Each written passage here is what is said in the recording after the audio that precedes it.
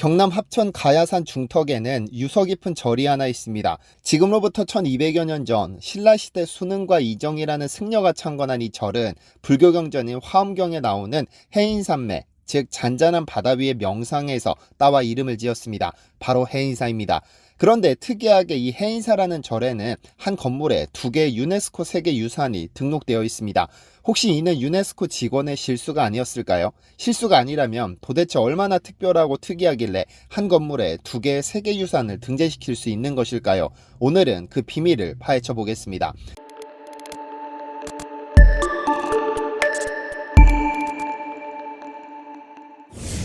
안녕하세요, 디스멘터리입니다. 마케도니아의 알렉산더 대왕과 프랑스의 나폴레옹, 그리고 나치 독일의 히틀러 정도가 인류 역사에서 손꼽히는 정복자로 불리지만 역사상 가장 무서운 정복자는 칭기즈칸입니다. 위 3명이 정복한 모든 영토를 전부 합쳐도 칭기즈칸이 몽골군을 이끌고 정복한 영토에 비하면 조족지열에 불과하죠. 몽골 초원을 정복한 뒤 칭기즈칸이 단 25년 만에 정복한 영토는 로마 제국이 400년간 정복한 땅보다 넓었는데요. 1206년 몽골 제국을 통일하자마자 전 세계로 눈을 돌린 그는 1211년 중국 만리장성을 넘어 황하 이북 지역을 점령했고 즉각 금나라 수도 북경까지 세를 확장시킵니다. 이후 중앙아시아, 페르시아, 러시아, 카프카스, 크림반도, 볼가강 유역의 동유럽 국가들까지 함락시키면서 유라시아 전체가 그의 말발굽 아래 무릎을 꿇었죠. 이렇게 잔인한 칭기즈칸이지만 그가 완전히 쓸어버리지 못한 유일한 국가가 있는데 바로 고려입니다.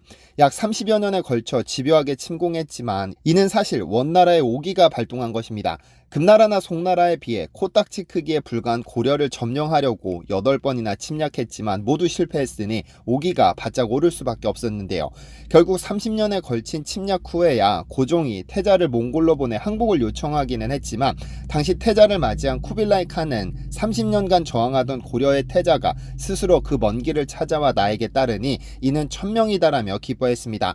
그리고 자신에게 항복한 고려를 쓸어버린 것이 아니라 고려의 국호를 인정해주고 자체적으로 통치할 수 있도록 하는 파격 조건을 내세워 대우해 주었는데요. 1231년 제1차 침공을 시작으로 1257년 8차 침공 후 항복하고 1259년 강화도에서 나와 태자를 보내기까지 29년간 몽골에 정복당하지 않았던 이유로 우리 민족 특유의 저항정신을 꼽습니다.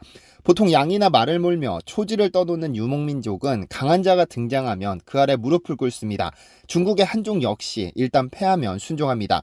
그러나 한반도에 살던 우리 조상들은 달랐습니다. 절대 순종하지 않고 끈질기게 저항했죠. 지배계급만 저항한 것이 아니고 승려, 농민, 백정까지 앞장서 외세에 맞섭니다. 침략자에게는 당혹스러울 수밖에 없는 상황인데요. 그런데 육체적으로 저항한 것에서 그치지 않고 우리 선조들은 부처님의 힘을 빌려 몽골군을 물리칠 계획으로 부처님의 말씀을 하나하나 나무판에 새기기 시작합니다. 이것이 바로 전 세계 유일무이한 팔만대장경입니다. 그렇다면 왜 고려시대에 이 팔만대장경이라는 전무후무한 세계 유산이 등장하게 된 것일까요? 이 팔만대장경의 역사를 알려면 그보다 200년 전인 1011년으로 거슬러 올라가야 합니다. 이규보라는 인물이 쓴 동국 이상국집의 대장각 판군신 기고문에는 처음 대장경을 새기게 된 연유를 살펴보면 현종 2년에 거란군이 대거 침입하여 임금은 난을 피해 남쪽으로 가셨으나 거란군은 송도에 머물면서 물러가지 않았습니다. 이에 임금과 신하가 합심하여 대장경을 새기기 시작했더니 놀랍게도 거란군이 스스로 물러갔나이다라고 기록하고 있는데 이 기록을 토대로 살펴보면 최초의 대장경은 1236년이 아니라 1011년에 만들어진 것입니다. 당시 왕이었던 현종은 거란이 고려를 침략하자 부처님의 힘으로 거란을 물리치겠다며 최초의 대장경인 초조대장경을 만들기 시작했죠. 그런데 신기하게도 거란이 고려에서 물러나면서 불교를 믿던 고려인들 사이에서는 부처님의 은덕으로 거란이 물러났다는 강한 믿음이 생겨났는데요. 하지만 초조대장경은 1232년 몽골군의 2차 침략 때 안타깝게 소실되고 맙니다. 이러한 초조대장경의 소실은 고려인들로 하여금 오히려 몽골군에 대한 항전 의지를 불태우게 되죠.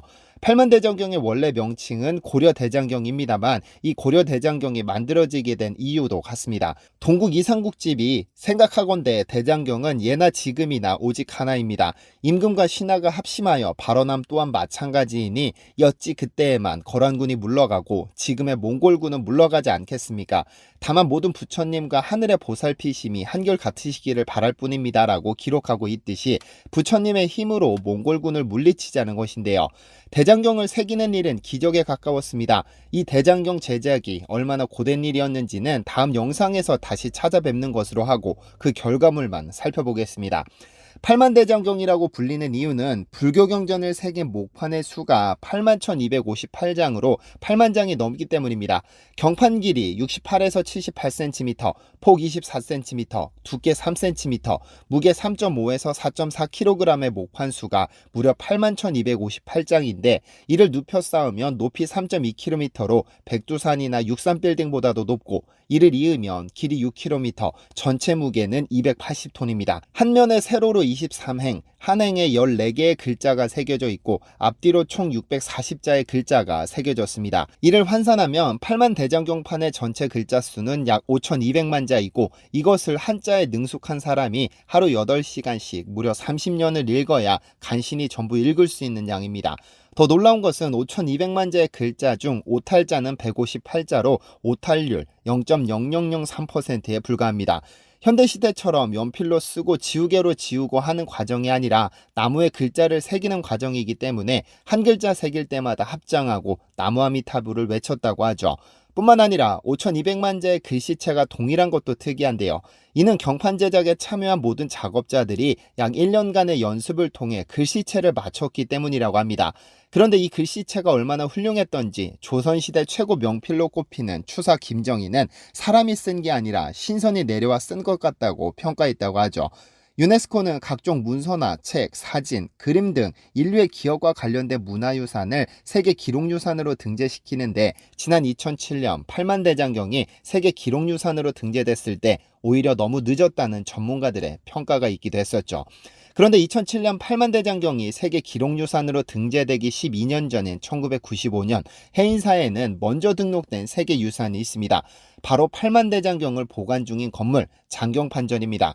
세상 모든 것은 썩습니다. 경판을 2년간 소금물에 담가 뒤틀리지 않도록 보존 처리를 했다고 하더라도 수백 년간 덥고 춥고 따뜻하고 선선한 사계절을 겪으며 세월이 흐르면 모든 것은 부패되거나 상하기 마련이죠.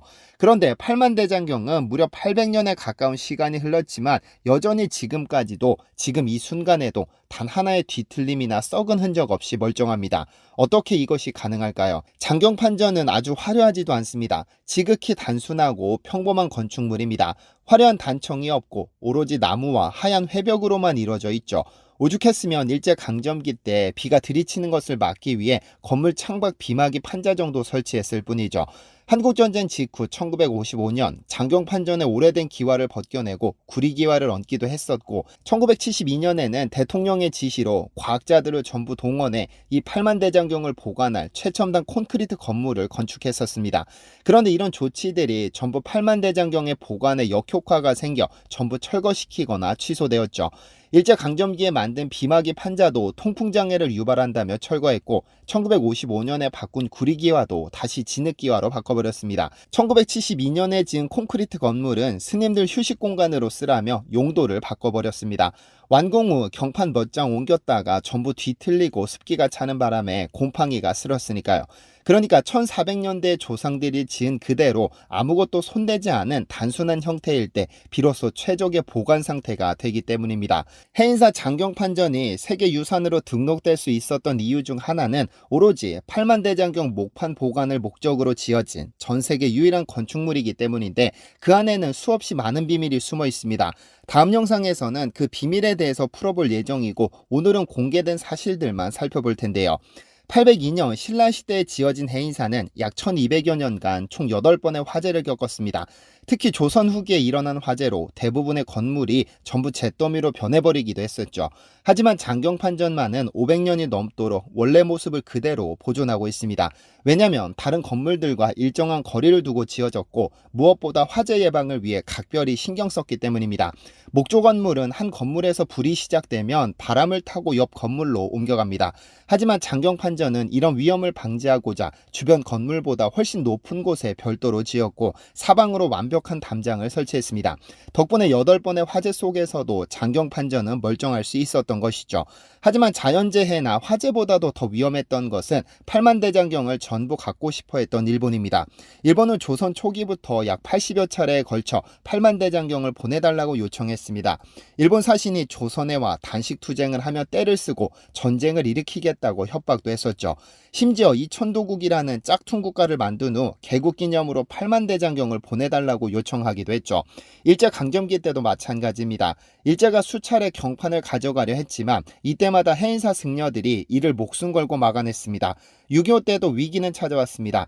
해인사로 인민군 세력들이 몰려들자 정부는 즉각 해인사를 폭파하라는 명령을 내렸지만 당시 이 명령을 하달받은 김영한 대령이 이 명령에 불복종한 덕분에 멀쩡히 살아남을 수 있었습니다.